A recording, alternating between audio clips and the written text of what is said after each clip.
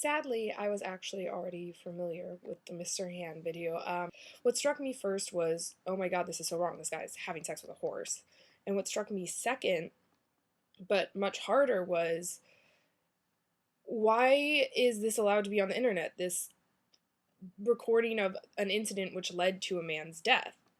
I think that the director took a big risk in making this movie, and I have to give him a lot of credit for creating such an intense and beautiful but nightmarish atmosphere for the film.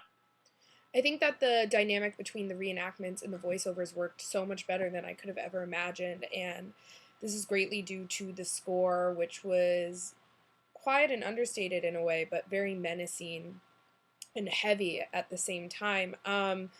As well, the camera work and the use of slow motion, sort of to sculpt these almost like mystical, very dark, dreamlike sequences. I'd say that the style is what makes this film watchable, since the topic is so uncomfortable.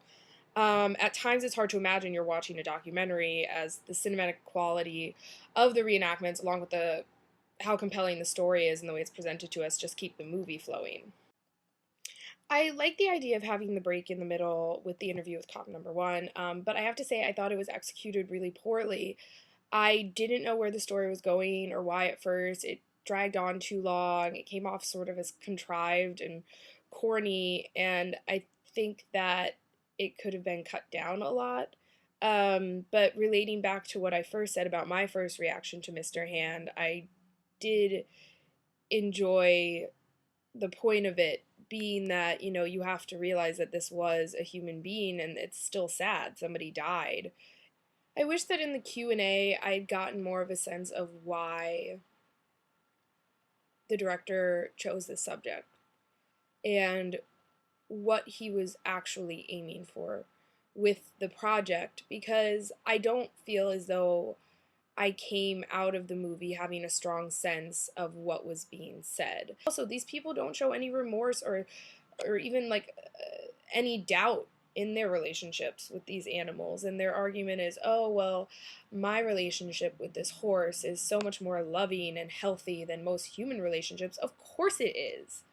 It's essentially a one-sided relationship. A horse is not as intelligent as a human being. Like, you don't have things to fight about. You can just project whatever you want onto this animal as far as like what they're thinking and feeling for you. I mean, it's sort of pathetic. And I'm very conflicted because I enjoyed the film, and it was fascinating and it was beautiful and really eerie, but at the same time I'm not sure that these people deserve attention.